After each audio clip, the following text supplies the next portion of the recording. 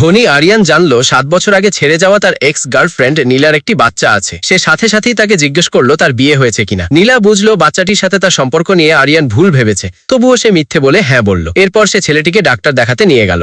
আরিয়ান এক রাশ জটিল অনুভূতি নিয়ে তার চলে যাওয়া দেখতে লাগলো। সে বাচ্চাটিকে বসানোর পর আরিয়ান ছুটে গিয়ে জানতে চাইলো বাচ্চার দেখাশোনা করতে তার স্বামী কেন আসেনি। নীলা বলল এর জবাব দেওয়া তার দরকার নেই, কিন্তু আরিয়ান হঠাৎ তাকে বারান্দায় টেনে নিয়ে বিনা দ্বিধায় চুমু খেলো। নীলা রেগে গিয়ে তাকে চড় মারল। সে আবারও কাছে আসার চেষ্টা করলে নীলা লুকিয়ে অনামিকায় আংটি পরে তাকে সাবধান করলো যে সে বিবাহিত, কিন্তু আরিয়ান বলল তার বিয়ে হলেও সে পরোয়া করে না।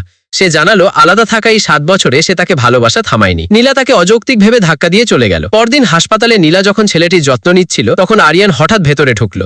সে তাকে বের করে দিতে চাইল, কিন্তু তাদের ঝগড়ায় ছেলেটি জেগে উঠল। ছেলেটি কৌতূহল নিয়ে আরিয়ানের দিকে তাকিয়ে জানতে চাইল সে কে। আরিয়ান নিচু হয়ে বলল আমি তোমার মায়ের বয়ফ্রেন্ড। নীলা রেগে গিয়ে তার কোমরে জোরে চিমটি কাটলো। এরপর সে উঠে দাঁড়িয়ে তাকে টেনে ওয়ার্ডের বাইরে আনলো। সে মিথ্যে বলে জানালো তার স্বামী এক্ষুনি আসছে আর তার চলে যাওয়া উচিত। এই কথা শুনে আরিয়ান আরো বেশি জেদ ধরল না যাওয়ার জন্যে। সে জানতে চাইল তার স্বামীকে। নীলা যখন জানতে চাইল সে আসলে কি চায়, তখন সে স্বীকার করলো যে সে আবার তার কাছে ফিরতে চায়। নীলা বারবার নিজেকে বিবাহিত দাবি করলেও সে হাল ছাড়তে নারাজ। ঠিক তখনই নীলা তার হাতে দুটো তারার ট্যাটু দেখলো, যা তার নামের প্রতীক। সে সাথে সাথে তাকে সরিয়ে দিয়ে হাসপাতালের রুমে ফিরে গেল আর মনকে শক্ত রাখার কথা মনে করালো। 7 বছর আগে নীলা হঠাৎ জানতে পারে আরিয়ানের মা তার বাবার রক্ষিতা। পুরো ব্যাপারটাই তার কাছে একদম হাস্যকর মনে হয়েছিল। বাড়ি ফেরার পর তার মা জানতে চায় সে ওই রক্ষিতার ছেলের সাথে প্রেম করছে কিনা। নীলা তাদের সম্পর্ক মেনে নিতে মায়ের কাছে কাকুতি মিনতি করে, কিন্তু তার মা কড়া আপত্তি জানায় আর সম্পর্ক ভাঙতে তাকে জোর করে বিদেশে পড়তে পাঠায়। ওই রাতে সে ইচ্ছে করেই আরিয়ানকে মিথ্যে বলে যে সে তাকে আর ভালোবাসে না। সে তাকে আরো অনেক নিষ্ঠুর কথাও শোনায়। আরিয়ান তাকে ছেড়ে না যাওয়ার জন্য মরিয়া হয়ে অনুরোধ করলেও সে কোনো দয়া দেখায়নি। 7 বছর কেটে গেলেও আরিয়ান আজও বোঝেনি কেন সে ব্রেকআপ করেছিল, কিন্তু আবার দেখা হওয়ার দিন সে ঠিক করে যাই হোক না কেন সে তার সাথেই থাকবে।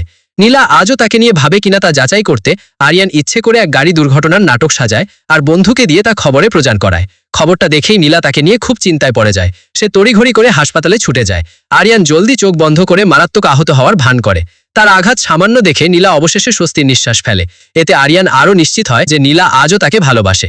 সে তাকে আবার ফিরে আসার অনুরোধ করে, কিন্তু নীলা রেগে যায়। সে আঙুলের আংটি দেখিয়ে বলে আরিয়ান তার সংসারে তৃতীয় ব্যক্তি হতে চাইলেও সে নিজে তা চায় কিনা তা একবারও জিজ্ঞেস করেনি। অন্যের সংসার ভাঙা মানুষদের সে ঘৃণা করে, তাই সে তাকে আর বিরক্ত না করার অনুরোধ করে। একথা শুনে আরিয়ান ভীষণ হতাশ হয়।